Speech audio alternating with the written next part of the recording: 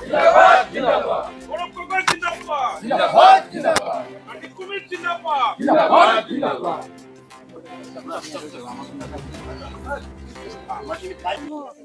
মই আহিলো ইয়াত দুৰ্গম অঞ্চল একেবাৰে ৰিমোট এৰিয়া ক'ব লাগিব দুৰ্গম অঞ্চল ঢেকিয়াজুলি সমষ্টি একেবাৰে অৰুণাচল প্ৰদেশৰ ওচৰত ক'ব লাগিব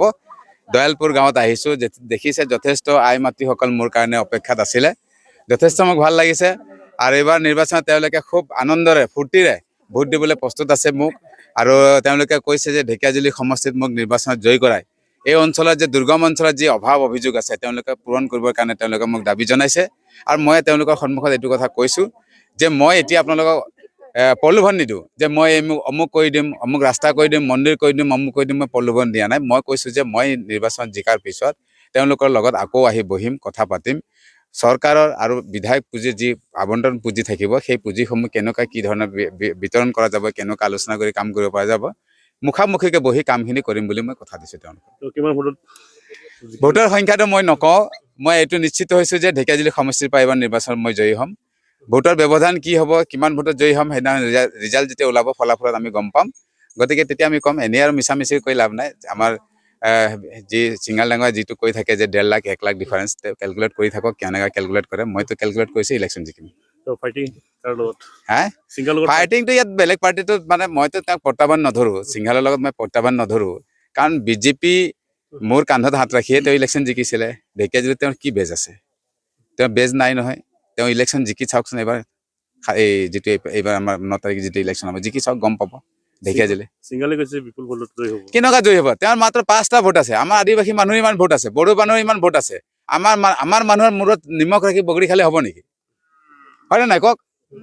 আমাৰ মানুহ ভোটাৰ বেছি আছে না তেওঁৰ মাত্ৰ 5টা ভোটাৰ আছে আমাৰ ইমান মানুহৰ মূৰত আমাক বুৰ্বক বনাই আমাৰ মূৰত নিমখ ৰাখি বগৰী খাই আছে এইটো হ'বলৈ দিব নেকি আমাৰ স্বাভিমান নাই নেকি আমাৰ মানুহ স্বাভিমান নাই তেওঁ যদি এমএলএ মন্ত্ৰী হ'বলৈ মন আছে য'ত তেওঁৰ ভোটাৰ আছে তাত তেওঁ এমএলএ মন্ত্ৰী হওক না কি কয়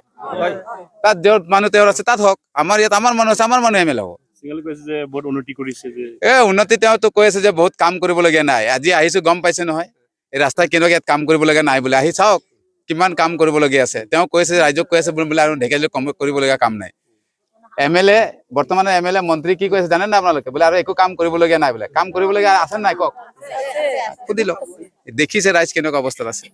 তুমি আখনে চাইছে ৰাস্তা আপুনি জিকাৰ পাছত আপোনাৰ প্লেনিংটো ফাৰ্ষ্ট মোৰতো চাওক মই কৈছো যে সব কথা তেওঁলোকৰ লগত আলোচনা কৰিম কাৰণ মই ৰাইজৰ সেৱক হ'বলৈ গৈ আছো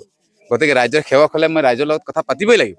কাৰণ তেওঁলোকে মোক ভোট দিব তেওঁলোকৰ যি ভোটৰ মূল্য এই ভোটৰ মূল্য কাৰো লগত তুলনা নহয় গতিকে তেওঁৰ মূল্যটো মই দিব লাগিব গতিকে মই যি কমিটমেণ্ট কৰিছো যে তেওঁলোকৰ লগত মই জিকি অহাৰ পিছত আকৌ বহিম মই কথা পাতিম কেনেকুৱা ধৰণৰ উন্নয়ন কৰিব পৰা যায় সেইখিনি আমি মই কৰিম আজি অমিত শ্বাহ ৰেডি কৰি আছে কি মই আগতেই কৈছিলো মোক হৰুৱাবৰ কাৰণে তেওঁ অমিত শ্বাহ কি নৰেন্দ্ৰ মোদীক আনিলেও নোৱাৰে মই আগতেই কৈ থৈছো সেইকাৰণে নৰেন্দ্ৰ মোদীক আনি আজি অমিত শ্বাহ আনিছে তেওঁ নৰেন্দ্ৰ মোদী আনিলেও নহ'ব মুখ্যমন্ত্ৰী আহিলেও মোক হৰুৱাব নোৱাৰে অশোক সিংহলে বাদেই দিয়ক মোক ইয়াত হৰুৱাব নোৱাৰে অসমত গৌৰৱ গগৈ চৰকাৰ গৌৰৱ গগৈ নিশ্চিতভাৱে চৰকাৰ হ'ব আপাৰ আছাম গোটেই লেণ্ডশ্লাইড আহিব আমাৰ কংগ্ৰেছ ইয়াত বিজেপি আৰু জিকিব নোৱাৰে গতিকে এই ঢেকিয়াজুলিত মই জিকিমেই গতিকে আমাৰ চৰকাৰ 100% আমাৰ হ'ব